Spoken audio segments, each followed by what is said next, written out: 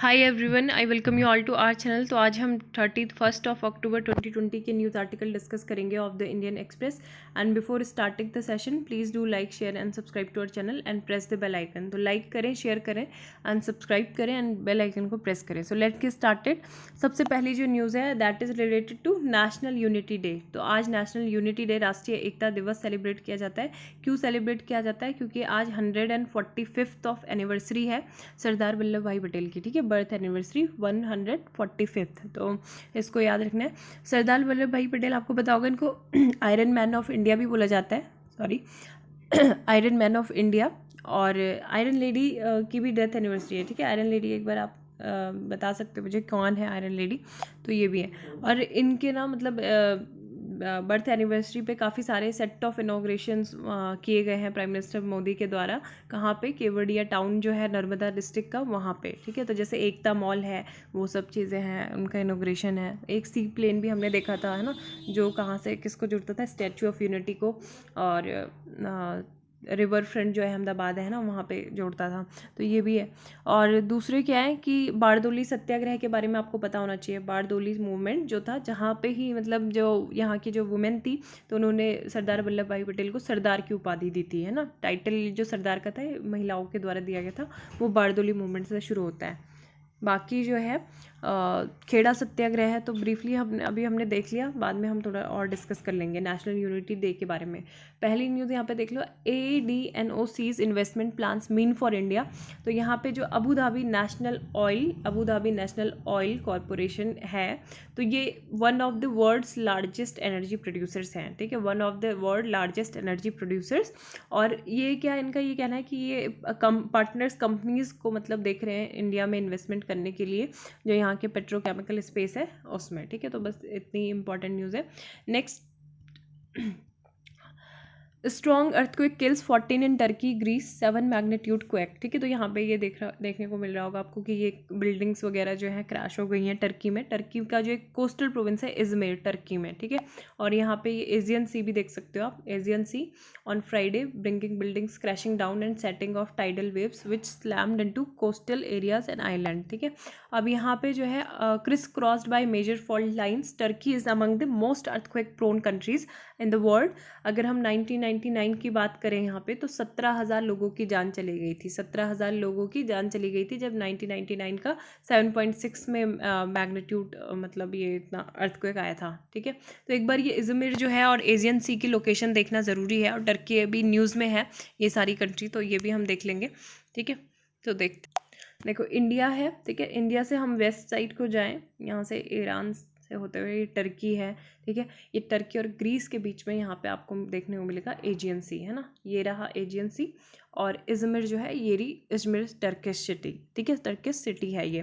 तो यहाँ पे ही ये अर्थक्वेक आया है। और एजियन सी के बारे में कुछ और जो इम्पोर्टेंट वो है, ये बॉस्फोरस जो स्ट्रेट है, ठीक है, और डैंडेरस करके एक थी, तो उसको भी ये करता है, कनेक्ट करता है ना। और यहाँ पे बाकी ये सारे जो रीजन है ये न्यूज़ में रहते ही हैं, तो इनको देखना ज़रूरी है। एक हमने बताया था जो फ्रांस में जो प्रोटेस्ट चल रहे हैं, फ्रांस कहाँ है, ठीक है, फ्रांस, ये रहा फ्रांस। तो यहाँ पे नाइस में अटैक हुए थे, ठीक है। नाइस एक जगह है फ्रांस की, तो यहाँ पे अटैक हुए थे। फ्रांस की कैपिटल पेरिस है।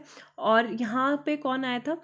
एक रशिया का रीजन है चेचन्या, ठीक है। चेचन्या रीजन के जो इस्लाम मतलब मुस्लिम है, तो वो यहाँ पे आए थे, ठीक है। वो चेचन्या जो रीजन बताया था हमने, वो कहाँ पे बताया था? इस वाले पार्ट में बताया था, ठीक है। तो ये भी आपको पता होना चाहिए कि कौन सी लोकेशन एटलीस्ट कहाँ पर है। दूसरा जो है, अगर हम बात करें यहाँ पे ब्लैक सी, ठीक है, टर्की के जो बॉर्डर कंट्रीज़ है ना, तो ये आपको थोड़ा सा इसको रिवाइज करते रहना चाहिए कि टर्की के आसपास में कौन कौन से कंट्रीज़ हैं। बाकी ये जो अज़रबैजान और अर्मेनिया की जो है लोकेशन, ये भी पता होना चाहिए, क्योंकि यहाँ पे एक रीजन है नोग्रोनो काराबाग, तो यहाँ पे अटैक हुए थे, है ना, दोनों के टाइप से सीज़ फायर वॉयलेशन भी किया गया था। अज़रबैजान को क्योंकि इंटरनेशनली रिकॉग्नाइज़ किया गया है यहाँ पे कि उनका अधिकार है, लेकिन यहाँ पे जो मेनली कंट्रोल किसके द्वारा है? जो एथनिक अर्मेनियंस हैं उनके द्वारा है, ठीक है। तो ये चीज़ें पता होनी चाहिए। इसलिए कंट्री भी आपस में डिवाइडेड है। जैसे ये बाकू को कौन सपोर्ट करता है? पाकिस्तान, टर्की, ठीक है, डायरेक्ट सपोर्ट मिलता है इनका। अर्मेनिया को जैसे इंडिया, रशिया काफ़ी सपोर्ट करता है, ठीक है। तो USA अभी मतलब काफ़ी सारी कंट्रीज़ अर्मेनिया के सपोर्ट में भी आई थी। तो ये चीज़ है। यहाँ पे गांजा ये भी देख सकते हो आप, है ना, यहाँ पे भी अटैक होते रहते हैं। और दूसरी जो लोकेशन की अगर हम बात करें, और क्या लोकेशंस है मैप में, मतलब सब कुछ ऐसे देखने का ही मन करता है ना, ये क्या क्या है, बॉर्डर कंट्रीज़ कौन सी हैं, क्या है। अभी जो न्यूज़ में है हम वही देख रहे हैं ना, फालतू हम ऐसे कुछ नहीं देखते। तो यहाँ पे देख लेते हैं, न्यूजीलैंड न्यूज़ में था। न्यूजीलैंड न्यूज़ में क्यों था ये बता देती हूँ मैं, क्योंकि यहाँ पे जो मारिजुआना होता है ना, कैनबीज जिसको बोलते हैं, जो ड्रग होती है, तो उसको यहाँ पे लीगलाइज करने के लिए वोटिंग हुई थी। लेकिन ये लीगलाइज बहुत 46% ही वोट मिले, बाकी के लोगों ने मना कर दिया। इसको लीगलाइज नहीं करना है, इसका रिक्रिएशनल यूज़ नहीं किया जाना चाहिए। दूसरा ये है कि जो यूथेनेशिया है, यूथेनेशिया मतलब क्या होता है, इच्छा मृत्यु, है ना। तो यूथेनेशिया को भी मतलब लीगलाइज हो सकता है यहाँ पे, ठीक है, ये चीज़ है। अब अगर न्यूजीलैंड के बारे में आपसे पूछा जाएगा कि किस तरीके की ये मतलब कंट्री है, तो 2 पार्ट में ये डिवाइडेड है। एक हो गया ये नॉर्दर्न आइलैंड, दूसरा यहाँ पे ये सदर्न आइलैंड, ठीक है। अब क्राइस्ट चर्च में अटैक हुए थे, ठीक है, तो क्राइस्ट चर्च पूछ लिया जाएगा भी कौन से नॉर्दर्न आइलैंड में है क्राइस्ट चर्च या फिर सदर्न आइलैंड में है। तो मैं बता देती हूँ कहाँ पे है क्राइस्ट चर्च, ये रहा आपका सदर्न आइलैंड में, ठीक है। तो ये लोकेशन आपको अच्छे से मतलब दिमाग में बैठ जानी चाहिए। वेलिंगटन यहाँ की कैपिटल है, ओके। तो अब दूसरी न्यूज़ जो है वो डिस्कस कर लेते हैं। ये देख सकते हो ना, New Zealand votes to legalise euthanasia but not marijuana, तो ये है, ठीक है। J is silent. Same sex couples in military marine first for Taiwan, तो यहाँ पे जो है ये देख सकते हो आप कि Taiwan is the only place in Asia to have legalize same sex marriage with more than 4000 such couples marrying since legislation pass. तो मई 2019 में ही यहाँ पे क्या हुआ है, लेजिस्लेशन पास हुआ है कि सेम सेक्स मैरिज अलाउड है। तो यहाँ से 4000 ऐसे कपल्स जो है उन्होंने शादी कर ली है, ठीक है। तो अभी ये लेस्बियन कपल्स की ये शादी हुई है। नेक्स्ट यहाँ पे France on alert as officials one of more attacks after Nice killing, ठीक है।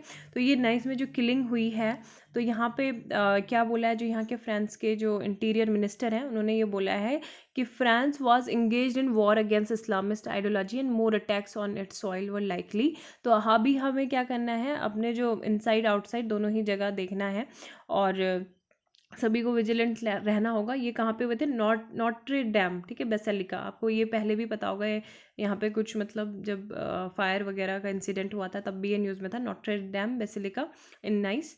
तो ये है, ठीक है। अब यहाँ पे जो 18 ईयर ओल्ड ही है ना, ये 18 ईयर बिहेडेड बाय 18 ईयर, जो सैमुअल पेटी थे टीचर, तो वो कैरिकेचर्स का यूज़ किया था उन्होंने पढ़ाने में, मतलब जो फ्रीडम ऑफ स्पीच पे लेक्चर दे रहे थे। तो उसके बाद उनको 18 ईयर ओल्ड, जो ये चेचन का था, है ना, चेचन्या, जो अभी हमने बताया कि रशिया का ये रीजन है चेचन। तो यहाँ से ये लोग आए थे और इन्होंने बिहेड कर दिया, बिहेडेड।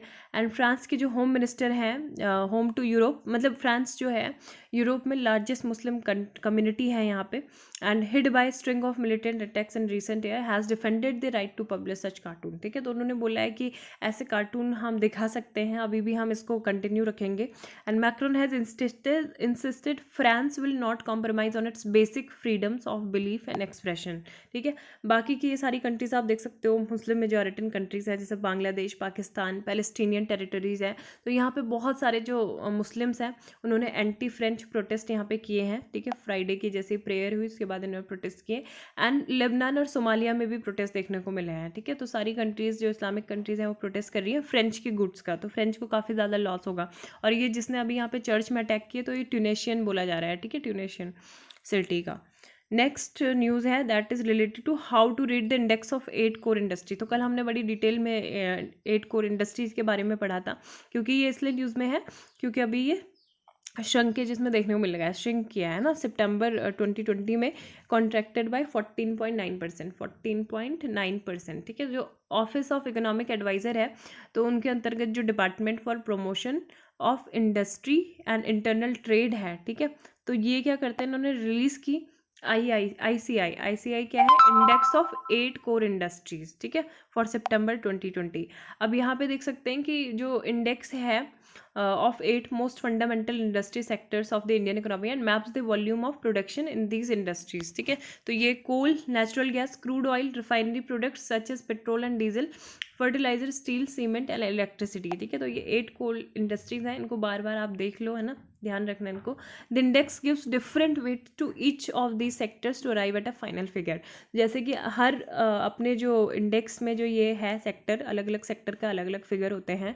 जैसे रिफाइनरी प्रोडक्ट्स जो है ये लार्जेस्ट वेट इसका होता है, while cement has the lowest, है ना। स्टील और electricity are the other heavy weights. तो ये सारी चीज़ें हमने बताया था IIP में 40.47 ये क्या करता है, कंट्रीब्यूट करता है, ठीक है। तो ये भी पता होना चाहिए आपको। तो इसमें बस इतना ही इंपॉर्टेंट है, 8 कोर इंडस्ट्रीज़, और बाकी आपको पता होना चाहिए IIP क्या है और बेस एयर क्या है ना। यूरोप सेकेंड्स कोविड-19 वेव। तो यहाँ पे जो काफ़ी पहले मतलब आपने देखा था कि यूरोप में जो केसेस थे कोरोना वायरस के, वो क्या हो गए थे, मतलब बंद ही हो गए थे, मतलब कम हो गए थे, है ना। लेकिन अभी जो है फिर से ही केसेस बहुत ज़्यादा बढ़ गए हैं, सर्च देखने को मिल रहा है। तो उसी पे ये पूरा एक्सप्लेन सेक्शन में है। मतलब मुझे इतना इंपॉर्टेंट नहीं लगा ये आर्टिकल, मैंने पूरा पढ़ा है बट इतना ज़्यादा कुछ है नहीं। कोरोना वायरस से रिलेटेड ना कुछ आर्टिकल मुझे डिस्कस करने का मन ही नहीं करता एक्चुअली, ना उसके काउंट कितने केसेस हुए हैं ना कुछ। तो आप इसको खुद से आप देख सकते हो, बाकी जो है आप खुद से मतलब देख सकते हो कितना क्या चल रहा है, ठीक है। अभी अगर मैं बताऊँ यहाँ पे इस आर्टिकल में, बस थोड़ा बहुत मैं बता देती हूँ कि चेंज इन वेदर, उसके बाद आप कुछ पढ़ना ना पढ़ना, है ना। वो यही है कि ये बोला जा रहा है कि जैसे अभी टेम्परेचर जैसे धीरे धीरे गिरता जा रहा है ना, ठंड हो रही है, तो लोग अपने घरों के अंदर ही हैं। अब जब घरों के अंदर हैं तो वायरस जो है इससे ज़्यादा इफेक्टिव हो जाता है ऐसी सेटिंग्स में, है ना। So while this virus was always present, तो जो इफेक्टिवनेस है ट्रांसमिशन की वो इंक्रीज हो जाती है जब पीपल जो है क्लोज्ड स्पेस में ही इंटरेक्ट करते हैं, ना। तो इसका मतलब तो ये हुआ कि आप जब अपने घरों के अंदर भी हैं, लॉकडाउन में भी थे तब भी फैलना चाहिए था ना वायरस। और ये है कि मास्क वगैरह पहन के ही बैठो, कहीं भी बैठ रहे हो तो। सेकेंड वेव इन इंडिया, तो इंडिया में भी ये बोला जा रहा है कि सेकेंड वेव भी आएगी, है ना। अभी 2 तरह के ही लोग हैं, एक वो हैं जो मतलब मास्क पहन के घरों के अंदर हैं, और दूसरे वो हैं कि जो मास्क पहन के घरों के मतलब मास्क बिना मास्क के ही बाहर जा रहे हैं, घूम रहे हैं, खा रहे पी रहे हैं, है ना। और दोनों ही लोग जो हैं एक दूसरे को बेवकूफ़ समझ रहे हैं तो ये था। यहाँ पे जो है फर्स्ट पेज की जो न्यूज़ है वो देख लेते हैं।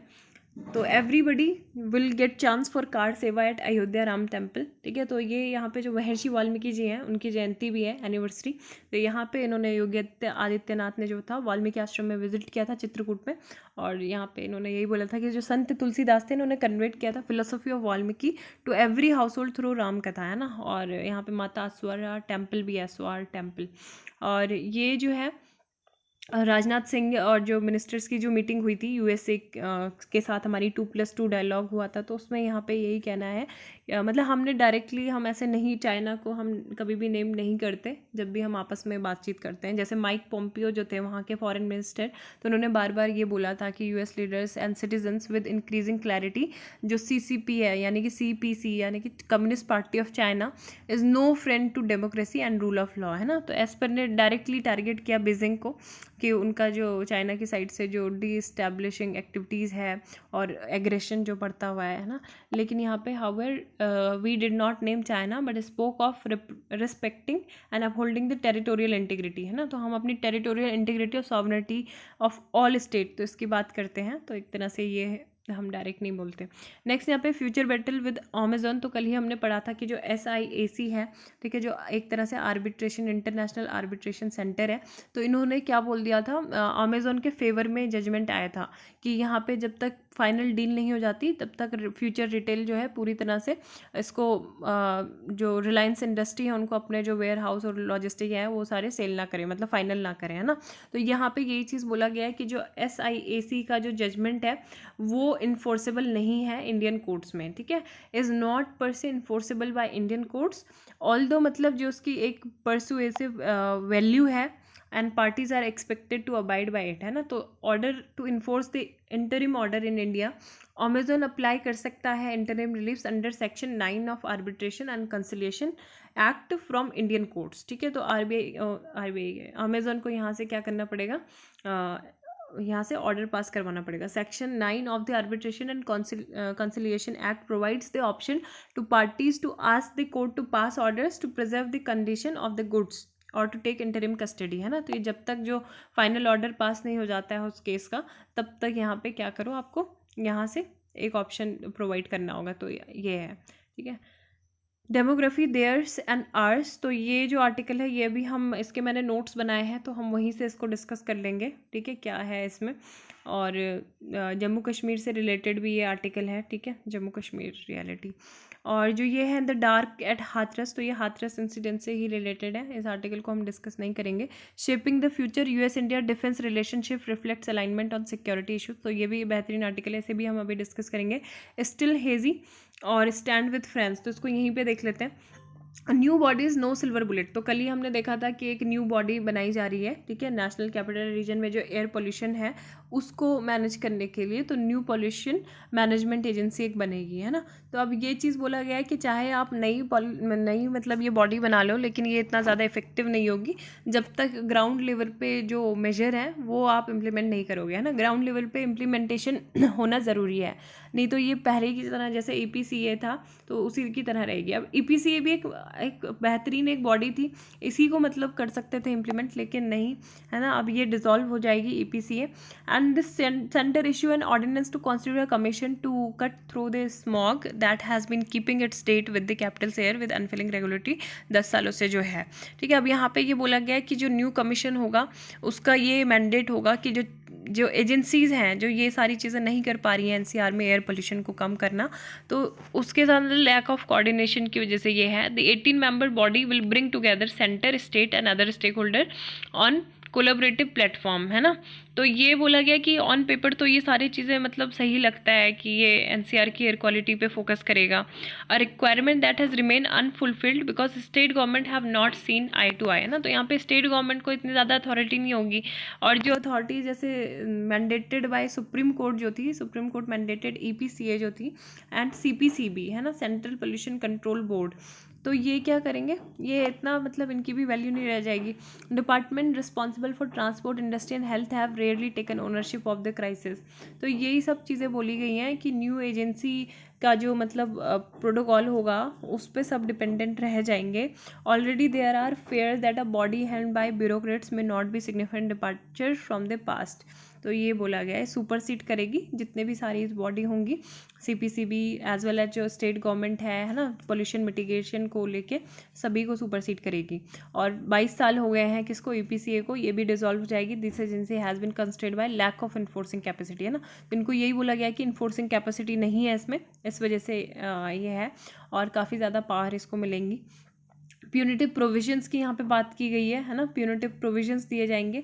सेंसिटिविटी अगर होगी मतलब ग्राउंड रियलिटी पे and not enforceably deficit that have rendered past practices such as bans penalty ineffective, तो यही सारी चीज़ें ली जाएंगे, है ना। तो इसके भी हमने अलग से नोट्स बनाए, जैसे यहाँ पे ऑर्डिनेंस में बोला गया था कि अगर मतलब यहाँ पे पोल्यूशन को नहीं टैकल किया जाता तो 1 करोड़ का फाइन लगेगा 5 साल में, एंड इम्प्रिजनमेंट और both for violation of pollution control norms, है ना। अगर पोल्यूशन कंट्रोल नॉर्म, तो ये प्यूनिटिव, अगर मतलब इसका जो स्ट्रक्चर अगर हम बोलें तो ये क्या होगा, प्यूनिटिव प्रोविजंस इसमें ज़्यादा दिए गए हैं ना, मतलब दंडनीय जो है वो पहले ही यहाँ पे प्रोविज़न निकाले गए हैं। एंड दूसरी बात यह है कि NCR pollution problem are a complex interplay of the fallouts of lifestyle choices of resident, है ना। क्योंकि लोग क्या कर रहे हैं, पर्सनल व्हीकल्स का यूज़ कर रहे हैं। एग्रीकल्चर प्रैक्टिसेस की अगर हम बात करें नेबरहुड में, वो काफ़ी ज़्यादा हो रही हैं।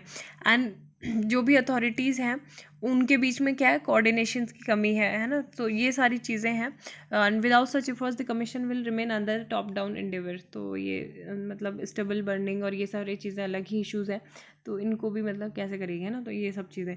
स्टैंड विद फ्रांस, तो ये नाइस टेरर स्ट्राइक जो हुई है, तो यही चीज़ बोला गया इसमें कि strike should strengthen global resolve against extremist ideologies that use religion to terrorise and kill, ठीक है। तो अभी हमें पता चल गया कि सैमुअल पेटी की यहाँ पे उनको किल किया गया था, और फ्रांस जो था वो वहाँ पे टेररिस्ट अटैक 2012 से चल रहे हैं, ठीक है। जब वहाँ का जो सटायरिकल जो वीकली था चार्ली हेब्डो, वो पब्लिश हुआ था, उसमें भी प्रॉफिट मोहम्मद के जो कार्टून थे उसकी वजह से यहाँ पे इनके ऑफिस में भी अटैक किया गया था।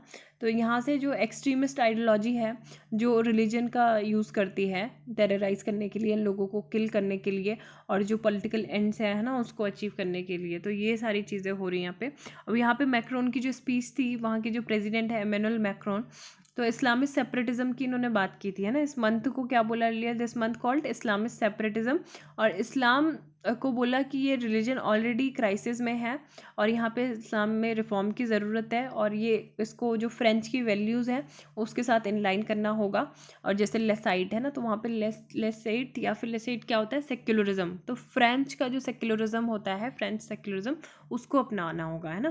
तो यहाँ पे न्यू लेजिस्लेशन की भी वो बात कर रहे हैं, that will arm law enforcers with parts of surveillance, है ना, कि चिल्ड्रंस को जो है स्कूल से मतलब वापस लाना और deport individual and shut down mosques अगर वहाँ पे कोई भी वायलेटिंग एक्टिविटी होती है ना, फ्रेंच वे ऑफ लाइफ अगर वायलेट होती है, तो ये जो लेजिस्लेशन है वो वहाँ पे लाया जाएगा।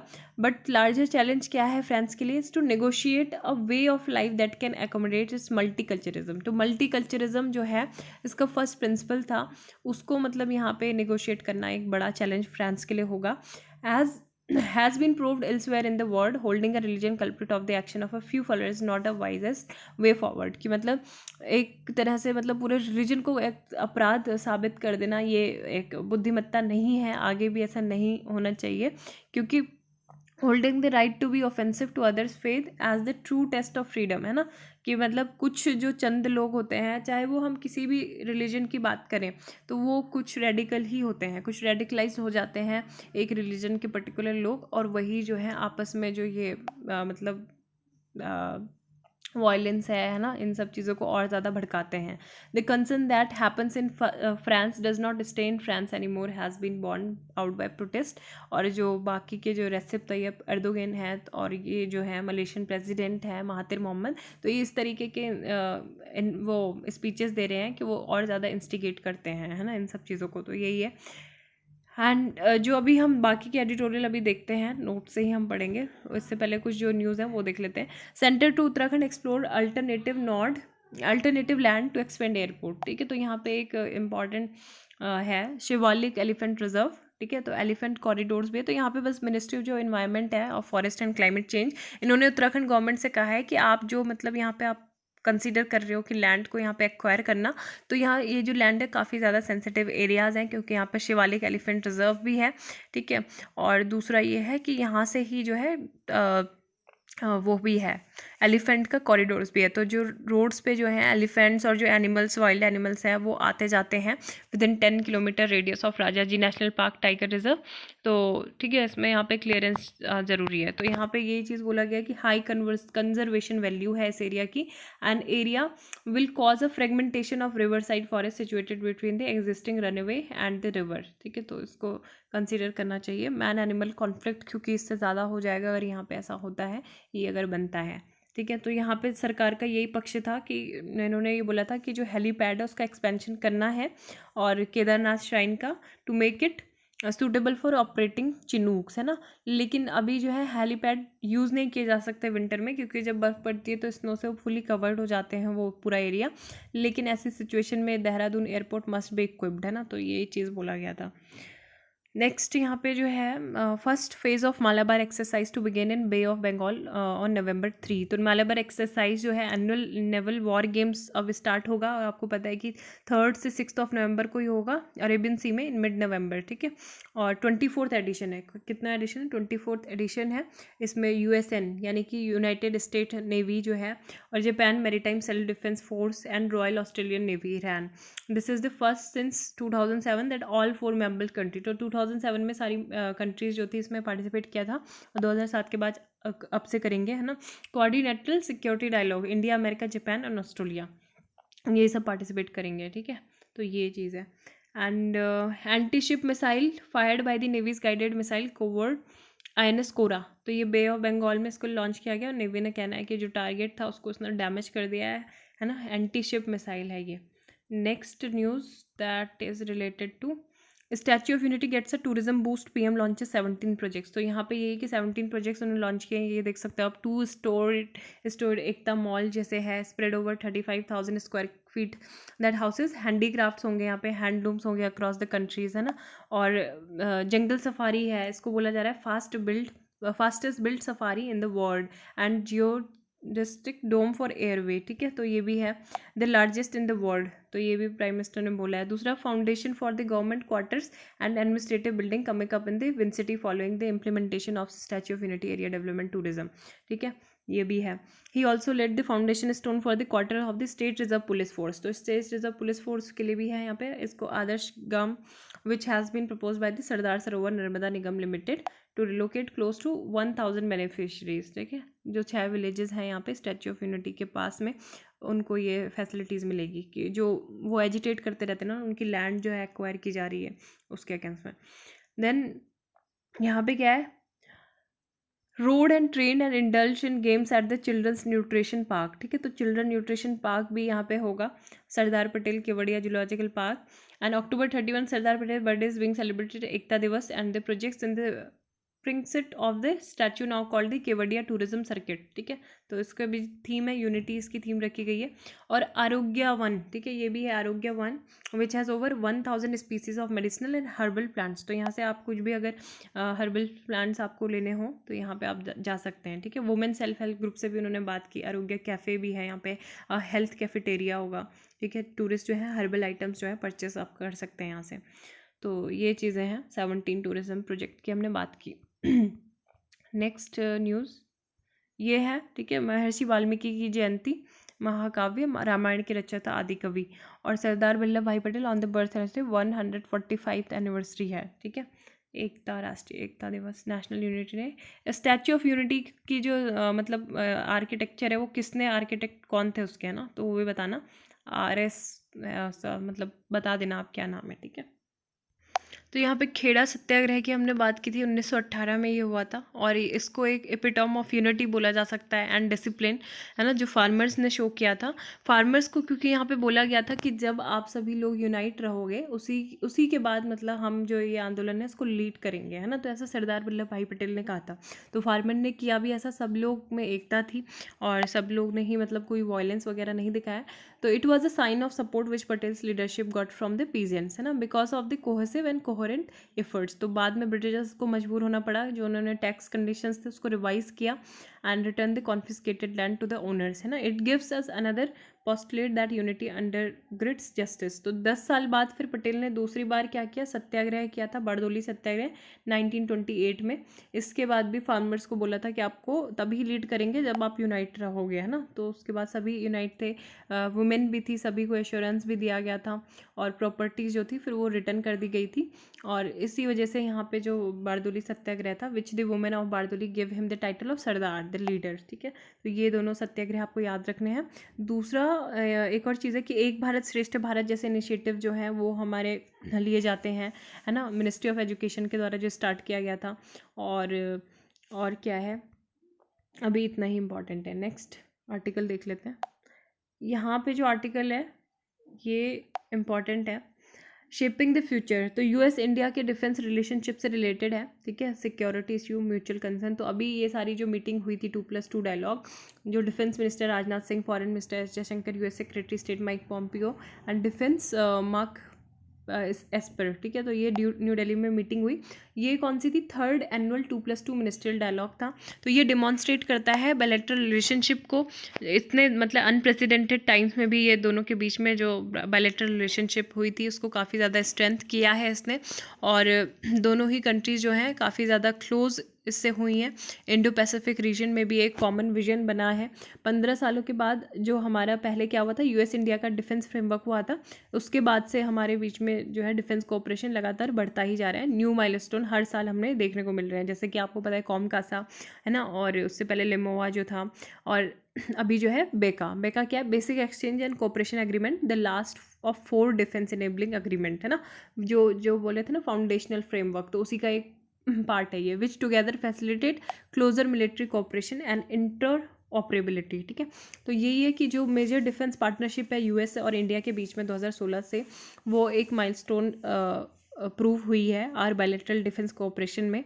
और अगर हम जुलाई से हमारी जो पार्टनरशिप है उसकी बात करें तो हमने एक कंबाइंड नेवल ट्रांजिट भी किया था इंडियन ओशियन में, और लास्ट नवंबर में हमने एक first ever tri service exercise भी की थी, टाइगर ट्रम्प, है ना। ये सब चीज़ें भी की थी। फिर प्राइम मिनिस्टर ने भी अनाउंस किए थे कि कॉम्प्रिहेंसिव ग्लोबल स्ट्रैटेजिक पार्टनरशिप होनी चाहिए।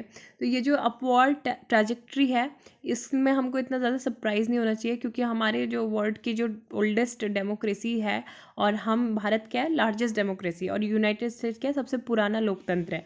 तो ये दोनों ही हमारे स्पेशल रोल है एक दूसरे का, हमारे पहले ही हिस्टोरिकल रिलेशन भी अच्छे हैं। And United states and India share a similar vision of Indo Pacific, है ना। सबसे मेन यही कि इंडो पैसिफिक पे हमारा जो है एक शेयर्ड कमिटमेंट है, रूल बेस्ड ऑर्डर को हम फॉलो करते हैं, एक दूसरे की जो सॉवरेनिटी है सारी कंट्रीज़ की उसको भी हम रिस्पेक्ट करते हैं, और जो नेविगेशन की फ्रीडम है वो सारा हम क्या करते हैं, उसको इंश्योर करते हैं, है ना। तो ये सब चीज़ें इस वजह से इंपॉर्टेंट है।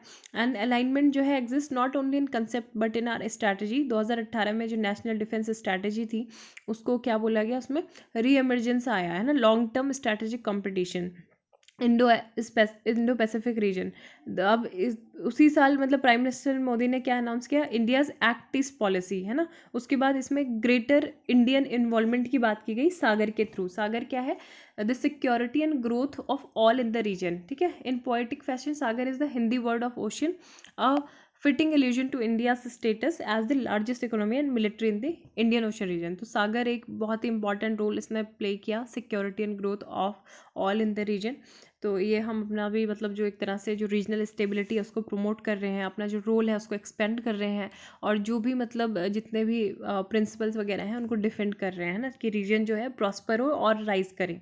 अब जो यहाँ पे हमने इंडिया का जो बायलैटरल डिफेंस रिलेशंस था साउथ एशियन कंट्रीज़ के साथ, वो भी काफ़ी ज़्यादा डिपेंड हुआ है ना। जैसे हमारी जो एशियन सेंट्रलिटी है उसको भी प्रिजर्व करते हुए इंडिया ने जो अपने रिलेशंस हैं लाइक माइंडेड कंट्रीज़ के साथ काफ़ी बेहतर किए हैं, जैसे United state, Japan, Australia, France के साथ। अभी हमने जैसे मालाबार एग्रीमेंट कर दिया है ना, ये मालाबार एक्सरसाइज में मतलब ऑस्ट्रेलिया को इन्वॉल्व कर दिया है। तो quad grouping, Malabar exercise, naval exercise, ये सब एक तरह से बढ़ा मतलब इंडिया की जो पावर है वो भी शो करता है। अब दूसरा ये है कि involvement in promoting maritime security in south east Asia, और जो इंटरनेशनल लॉ है उसको अपहेल्ड करना, freedom of navigation south China C.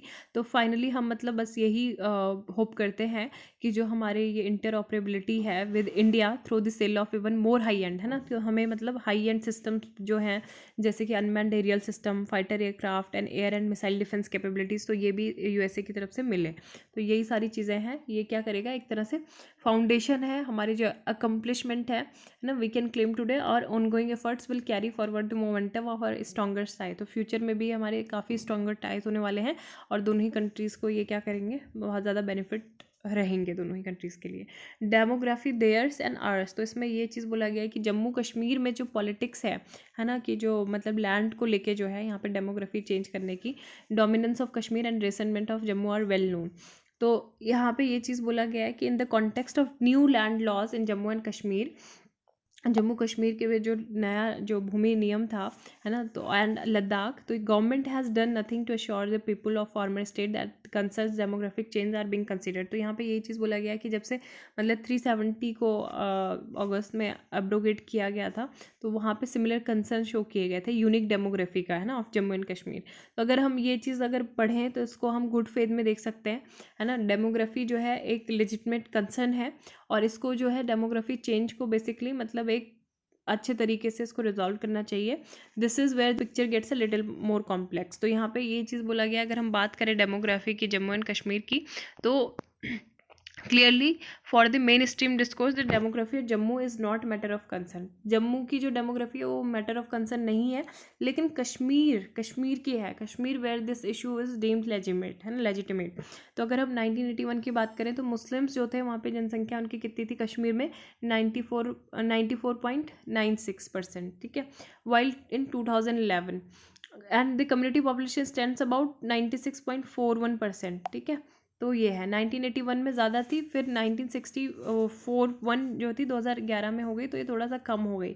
For the sake of nation collective memory there may also be need to mention that the only forcible change in Kashmir democracy so far has come with the, अब जो मतलब जो हिंदू थे उनकी संख्या जो है वो भी कम हुई है ना। जैसे यहाँ पे फैक्ट लिया हुआ है कि जो मुस्लिम्स हैं जम्मू में रीजन में वो इंक्रीज़ हुए हैं, 30.7% 2001 में थे, और 33.5% जो है वो 2011 में हो गए हैं, और सेम टाइम में, है ना। तो जो बाकी के जो प्रोपोर्शन है Hindu six other combined has come struggle down 68.95% से, उनकी संख्या कितनी हो गई 2011 के सेंसस में 66.13। तो यही चीज़ बोला गया है कि जो ये पार है between Jammu and Kashmir in the politics of state, तो ये जो डोमिनेंस है कश्मीर का और बाकी जम्मू का ये वेल नोन है कि जम्मू में एक तरह से क्या हो रहा है, बाकी के जो रिलीजन है उनकी संख्या कम हो रही है और बाकी कश्मीर का मतलब राइज हो रहा है ना। तो further according to centre for policy study during 2001 और 11 में जो हुई थी पॉपुलेशन ग्रोथ की, अगर हम बात करें कश्मीर वैली की, तो 25.8% जो थी इसने आउटस्पेस किया, जम्मू कश्मीर की 21.4% ही थी, है ना। तो ये चीज़ बोला गया है कि कश्मीर की जो पॉपुलेशन है ऑलमोस्ट एक्सक्लूसिव है ना, विद जम्मू इज़ मिक्स्ड। और रोहिंग्या को भी यहाँ पे सेटल किया है, 10,000 के करीबन यहाँ पे आ गए हैं रोहिंग्या मुस्लिम जो हैं। तो ये जो डेमोग्राफिक कंसर्न है जम्मू कश्मीर रीजन में had really been discussed till the time Jammu and Kashmir was a state. तो यहाँ पे यही चीज़ बोला गया है कि कश्मीर जो है वो कंसर्न है। एंड क्यों कंसर्न है? Because the religious character of Kashmir would change, है ना, क्योंकि रिलीजियस कैरेक्टर चेंज हो जाएगा जब आप कहीं की डेमोग्राफी में चेंज करेंगे। तो आधे जो लोग हैं कहीं दूसरी जगह चले जाएंगे ना, जम्मू कश्मीर में अगर लैंड इधर से उधर एक्वायर्ड होगी। तो यही सब चीज़ें बोली जा रही हैं कि because religious demographics often predict medium to long term power equation. तो इस वजह से ये पूरा डिस्प्यूट यहाँ पे जो है चल रहा है, ठीक है। बाकी ये सारे आर्टिकल हम ऑलरेडी डिस्कस कर चुके हैं। तो thank you, have a nice day.